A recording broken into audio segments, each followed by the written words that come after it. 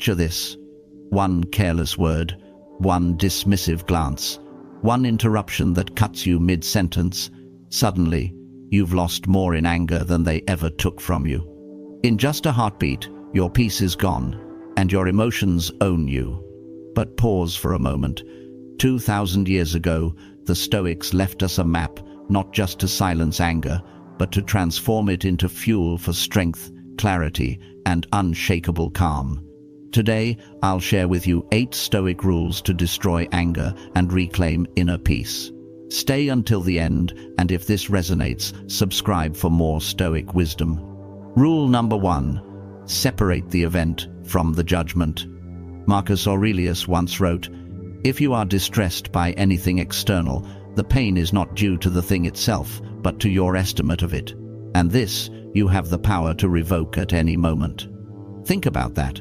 How often has your anger been caused not by what actually happened, but by the story you attach to it?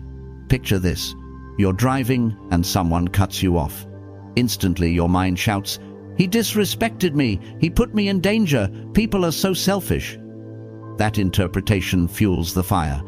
Now you're gripping the wheel, heart racing, lost in rage. But pause. What if you told yourself a different story? Maybe he's rushing his wife to the hospital. Maybe he didn't even see you. Maybe he's simply careless. Whatever the reason, why should his behavior rob you of your peace? This is what the Stoics called the dichotomy of control.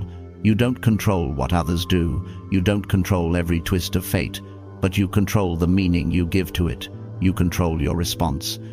And that's everything. So here's the exercise. The next time anger rises, take 3 breaths before reacting. Ask yourself, am I upset because of what happened, or because of the story I told about what happened? Then strip it down to the facts.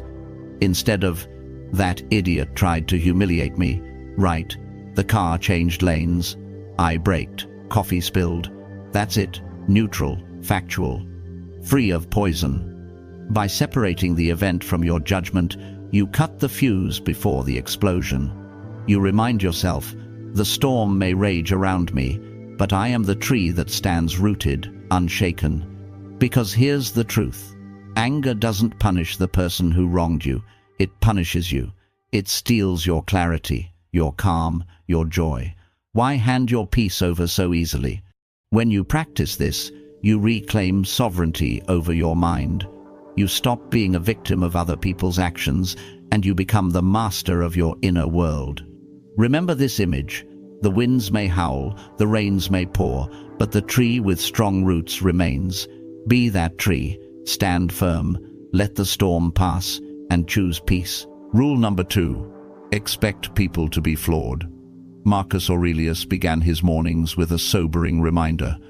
Today I will meet people who are meddling, ungrateful, arrogant, dishonest, jealous, and surly. They act this way because they do not know good from evil. Why would the most powerful man in the world start his day by listing human flaws? Because he understood something we often forget. If you expect people to be perfect, you will live in constant anger. Think about it. How many times have you felt betrayed because a friend didn't show up the way you hoped? How many times have you boiled with rage because someone lied, cut corners, or acted selfishly? You expected better, and when reality clashed with that expectation, the result was frustration. The Stoic solution is simple. Expect imperfection. Anticipate flaws before they appear. Then, when someone does disappoint you, you're not shocked, you're prepared. Picture this. A child spills milk on the floor. Do you scream in outrage? Of course not. You expected mistakes, so you guide calmly. But when adults stumble, we forget this wisdom. We say, they should know better.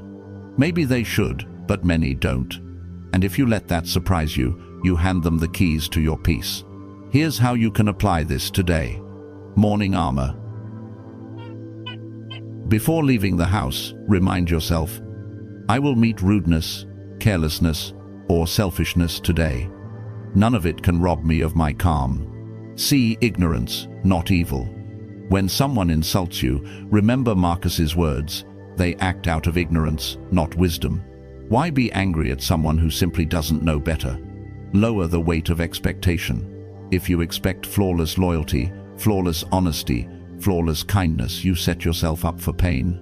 Accept imperfection, and you'll stop taking things so personally. Choose compassion without weakness. This doesn't mean tolerating abuse or excusing bad behavior.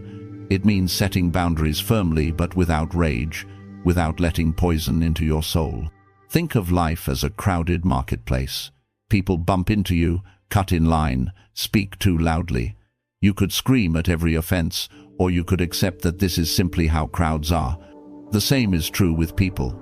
Expect flaws, and when they show up, as they inevitably will, you will remain unshakable.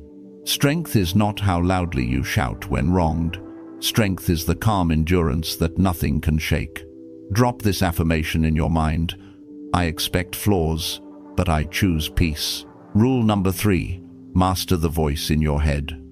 Epictetus once said, "Men are disturbed not by things, but by the views which they take of them." This may be the most important truth of all, because it's not the insult itself that chains you, it's the echo you let repeat inside your mind. Think about it.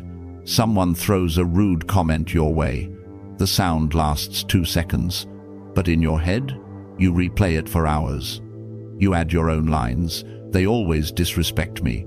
People never value me. This is unbearable. Soon the comment has multiplied into a full-blown storm created by your inner narrator. The Stoics understood this trap, and they trained their minds to rewrite the script. Here's how you can do the same. 1. Catch the first thought. The very first sentence your mind speaks after an insult is the fork in the road. If it's, "They humiliated me," you're headed toward anger. If it's, "That's their weakness, not mine," you're moving toward peace. Train yourself to grab that first sentence before it spreads. 2. Replace, don't rehearse. Every time you repeat, "I can't believe they did that," you're fueling the fire. Instead, insert a Stoic truth. They act from their nature, I act from mine. Or, I control my response, that is my strength. Replacing rewires the brain, rehearsing cements the pain. 3. Be your own guide, not your own enemy. Many people talk to themselves with cruelty, harsh words, blame, exaggeration. But you wouldn't talk that way to a friend you cared about. Why do it to yourself? Speak with the wisdom of a mentor. Will this anger help me, or is it better to let it go? Practical exercise. Each evening, review one moment when your inner dialogue betrayed you. Write down what you told yourself, and then write a better line you could have used. Over time, this retrains the voice in your head to be a coach instead of a critic. Remember, your mind is like a stage. If you let angry scripts run unchecked, they will dominate the show. But if you rewrite the script with reason and calm, anger has no stage to perform on. Here's the affirmation. I am the author of my inner voice, and I choose peace. Rule number 4. Hit the pause button. Between stimulus and response, there is a space, and in that space lies your power, your freedom, and your growth. Anger thrives on speed. Someone insults you, you snap back. Someone disrespects you, you explode. Someone betrays you, you rush into rage. The faster you react, the more anger controls you. But if you can create even a small pause, you strip anger of its fuel. The Stoics trained this skill like warriors. Marcus Aurelius reminded himself daily, "You have power over your mind, not outside events. Realize this, and you will find strength." That power begins the moment you refuse to react instantly. So how do you build the pause? 1. The 3-breath gate. Whenever anger rises, commit to 3 slow breaths before saying or doing anything. Breath 1. I feel heat rising. Breath 2. This is outside my control. Breath 3. My peace is still mine. In 20 seconds, you move from prisoner to commander. 2. Delay your response. You don't have to fire off that angry text, email, or comment. Write it down if you must, but let it sit for an hour or a day. 9 times out of 10, what once felt urgent no longer matters. 3. Train with small annoyances.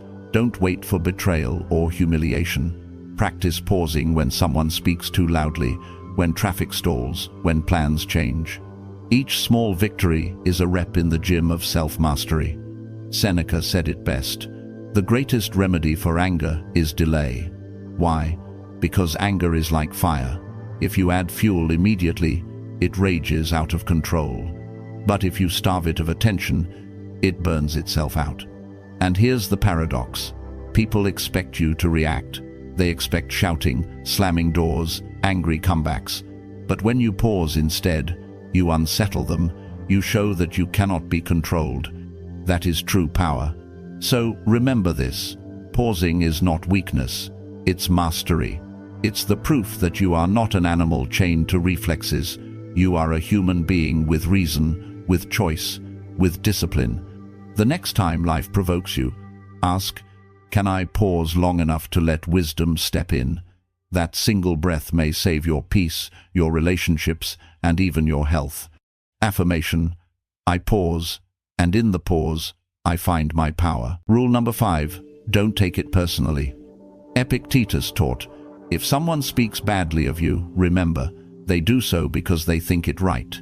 It is not the words themselves that harm you, but your interpretation of them. This is one of the greatest Stoic shields, refusing to take things personally. Think about it. Someone mocks you, criticizes you, or spreads lies about you. Instinctively, you let their words pierce your heart. But step back, did their words really describe you? Or did they simply reveal them? A bitter person spills bitterness. An insecure person projects insecurity. An angry person shoots arrows at everyone in sight. Their insults are mirrors, not daggers. They reflect who they are, not who you are. Marcus Aurelius put it bluntly: choose not to be harmed, and you won't be. Don't feel harmed, and you haven't been. Here's how to apply this today. 1. Redefine insults. Instead of thinking, they hurt me, reframe, they revealed themselves. Their words expose their weakness, not your worth. 2. Refuse the second wound. The first wound is what they said. The second wound is what you keep repeating to yourself. Don't let them win twice. 3. Detach your value from opinion. A diamond remains priceless, even if someone calls it fake. Your value doesn't depend on their judgment. 4. Respond with silence. Silence unsettles the insulter. It shows that their words didn't even reach your soul. More importantly, it preserves your calm. Picture this. Someone hands you a burning coal of insult. If you grab it, you get burned. If you let it drop, it cannot harm you. Why would you pick it up? Of course, words sting.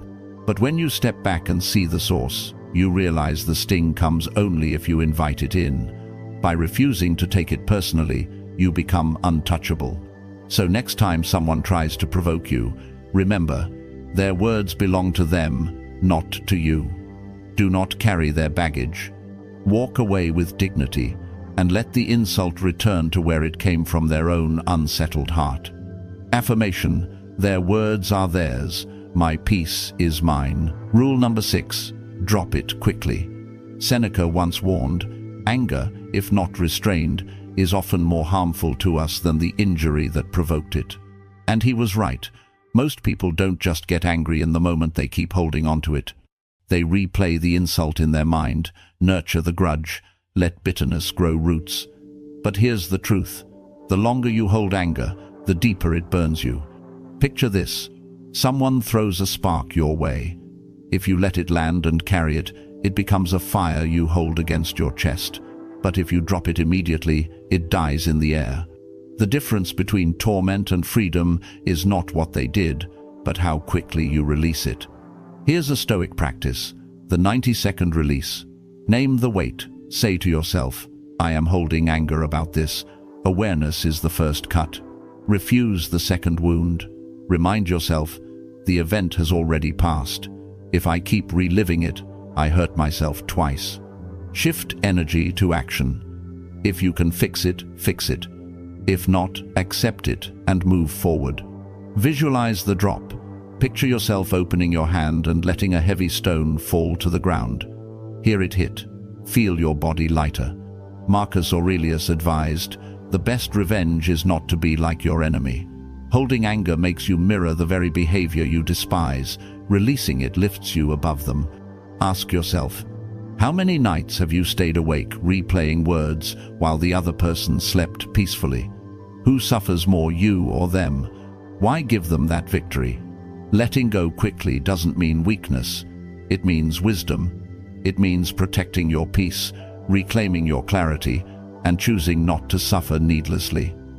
Life is too short to drag chains of resentment. So the next time anger rises, ask, do I want to carry this burning coal, or will I drop it now? Affirmation, I refuse the second wound. I let it go. Rule number 7, turn obstacles into teachers. Marcus Aurelius left us one of the most powerful Stoic truths. The impediment to action advances action.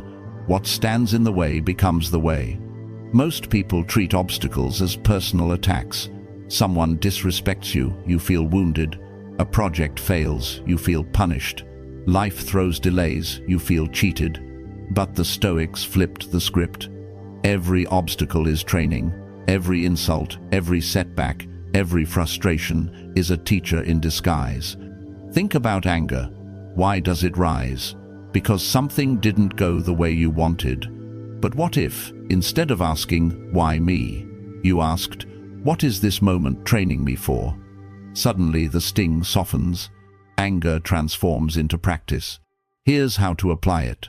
1. Ask the training question. When anger flares, pause and ask, what skill is life building in me right now?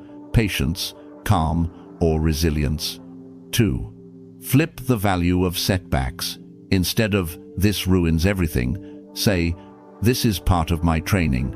Just as weights in the gym build muscle, obstacles build character. 3. Honor the lesson, not the hurt. Don't obsess over the wound, focus on the wisdom it brings. An insult trains endurance, a betrayal trains discernment, a delay trains patience. Picture this. A soldier sharpens his blade not in comfort, but against resistance. Without resistance, the edge stays dull. Your soul is no different. Without challenges, it cannot grow sharp. Seneca said, difficulties strengthen the mind as labor does the body. In other words, obstacles are not enemies to your peace. They are the very path to it. When you embrace this mindset, life changes. Instead of being surprised by difficulties, you expect them. Instead of shrinking, you grow. You stop asking for an easy road and start thanking the road for its bumps, because they are shaping you into someone unshakable. So the next time someone frustrates you, the next time plans collapse, whisper this is my teacher, and walk forward, calmer, wiser, stronger. Affirmation, every obstacle is my training, not my enemy. Rule number 8, stay right here, right now. Seneca reminded us, we suffer more often in imagination than in reality. And nowhere is this truer than with anger. Think about it. Much of your frustration doesn't come from the present moment. It comes from replaying the past or fearing the future. Someone insulted you yesterday, and you're still reliving it today. Or you're already imagining that they'll hurt you again tomorrow. The event itself may have ended, but in your mind, it's still alive, stealing your peace. The Stoics taught a simple truth. Your power lies only in the present. The past is gone. The future is not yet here.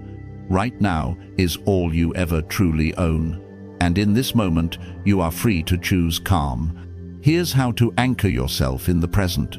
1. Catch the wandering mind. Notice when you're replaying old wounds or imagining worst-case scenarios. Awareness is the first anchor. 2. Use your senses. Feel your breath moving in and out. Notice your feet pressing into the ground. Look around. What do you see, hear, touch right now? The present is neutral, steady, safe. 3. Ask, what can I do now? Instead of feeding anger, shift into action. Drink water. Write the next line of your project. Make one call. Present action dissolves imagined pain. 4. Release the should-haves. Anger often lives in expectations. They should have treated me better. This should not have happened. But reality doesn't bend to should. Accept what is, and peace returns. Picture yourself as a ship in stormy seas. If your anchor is up, the waves toss you endlessly, memories and worries dragging you in every direction. But when you drop anchor into the present moment, you steady yourself. The storm still rages, but you remain firm. Marcus Aurelius wrote, "Confine yourself to the present, because when you live fully here, most of your anger evaporates before it takes root. So when rage rises, ask, am I upset by reality or by my imagination?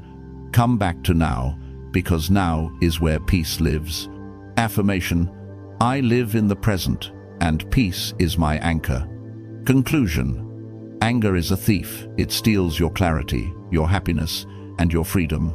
But with these 8 Stoic rules, you no longer have to live as its prisoner. You now hold the key to calm, discipline, and inner strength. If this message resonates, give this video a like and subscribe for more Stoic lessons to sharpen your mind and steady your heart. And make your commitment public. Drop this line in the comments: I choose peace over anger. Because remember, no one can take your peace unless you hand it over.